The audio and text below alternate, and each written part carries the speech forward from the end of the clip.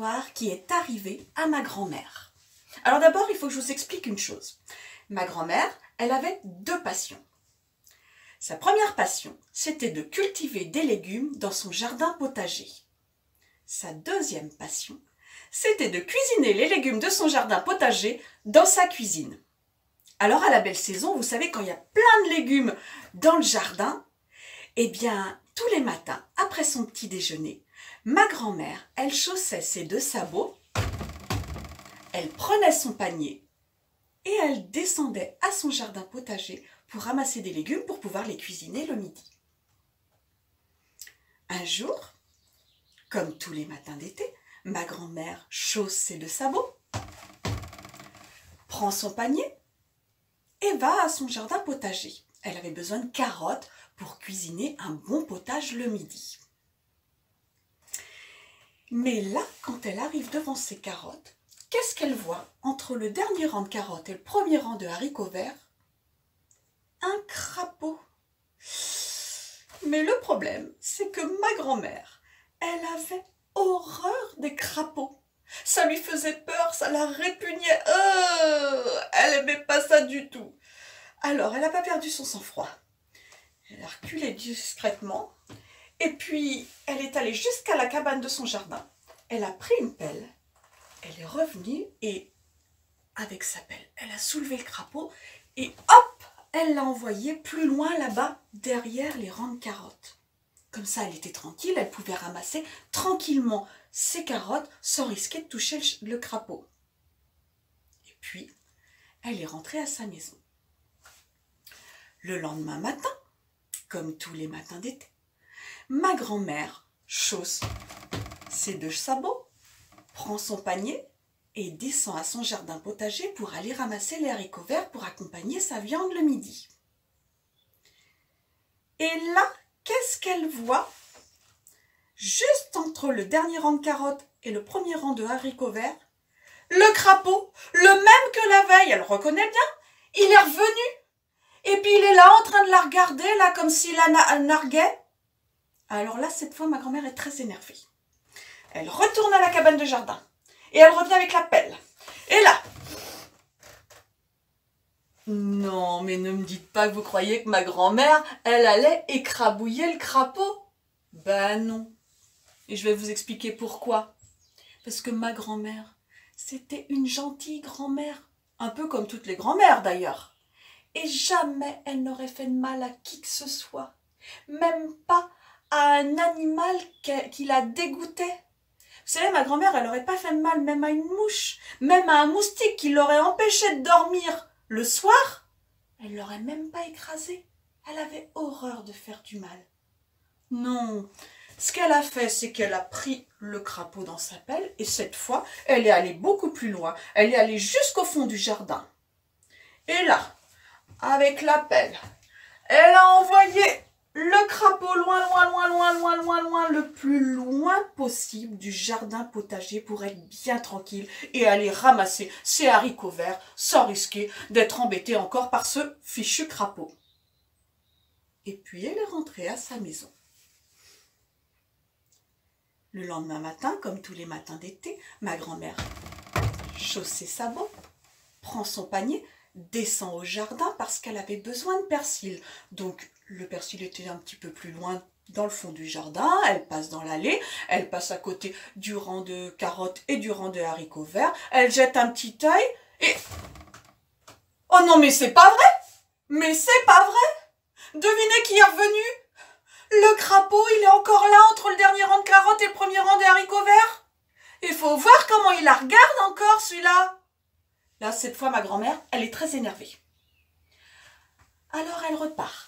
Non pas cette fois à la cabane de jardin, mais jusqu'à sa cuisine.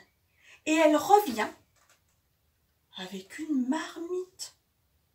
Et qu'est-ce qu'elle veut faire avec une marmite? Cuire le crapaud pour le manger? Mais non, je vous ai dit que ma grand-mère, elle n'aurait pas fait de mal à personne, même pas à l'animal qu'elle détestait le plus. Non, au passage, elle a pris aussi la pelle comme les autres jours. Et là, elle a pris le crapaud, elle l'a soulevé et paf, fait tomber dans le fond de la marmite. Ensuite, elle a pris le couvercle, elle a mis par-dessus la marmite et de son tablier, elle a sorti une grande ficelle. Et elle a entouré le couvercle et la marmite avec la ficelle. Et elle a bien serré, elle a fait 1 nœud, 2 nœuds, 3 nœuds. Mais pourquoi elle a fait ça? Qu'est-ce qu'elle veut? Que le crapaud meure étouffé dans la marmite? Ben non, je vous l'ai dit, ma grand-mère c'est une gentille, elle voulait pas de mal à ce crapaud, elle voulait juste s'en débarrasser. Non, elle a pris la marmite et elle est partie jusqu'à sa voiture. Là, elle a ouvert le coffre, elle a posé la marmite dans le coffre, elle a fermé le coffre. Elle est montée au volant de sa voiture, elle a démarré et là, elle a roulé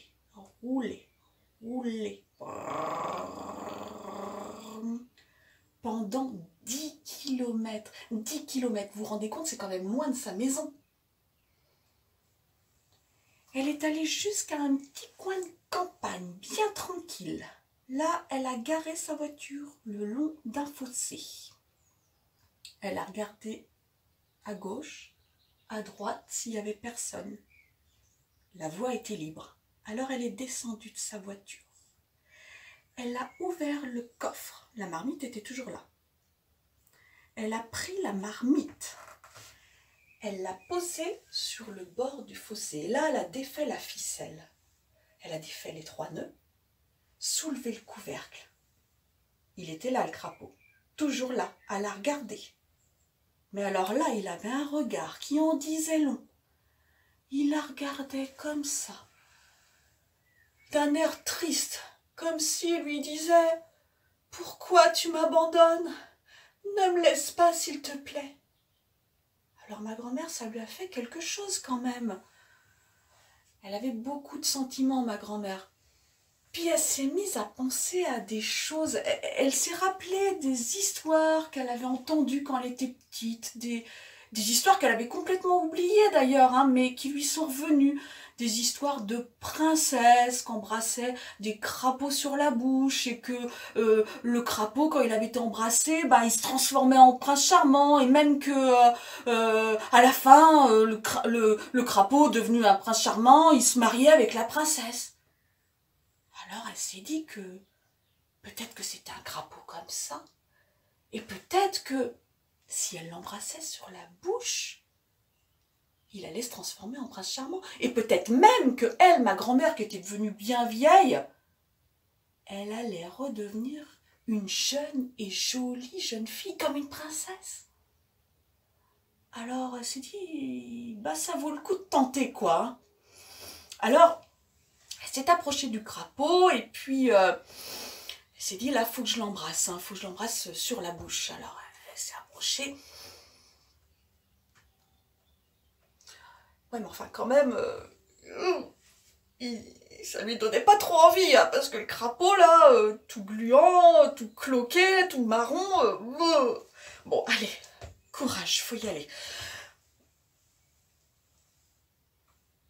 Oh non, fou, elle y arrivait pas là. Bon allez, on souffle un grand coup, on y va, on est courageux.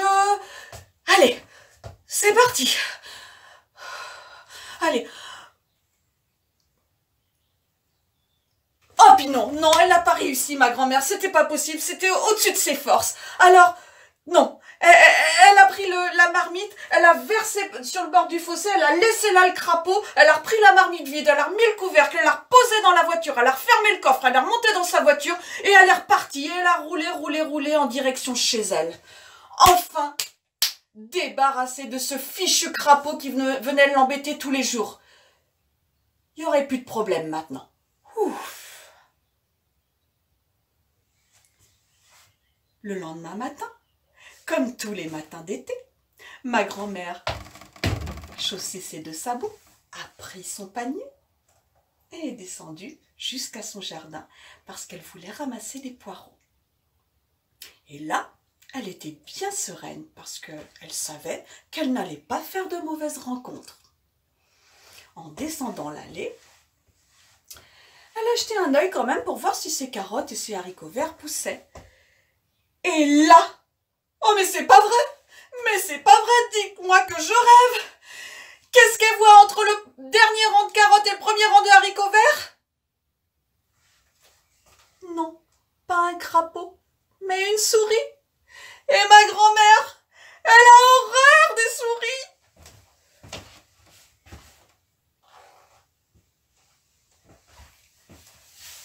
Voilà, mon histoire est terminée. C'était d'après une histoire vraie. Enfin, presque.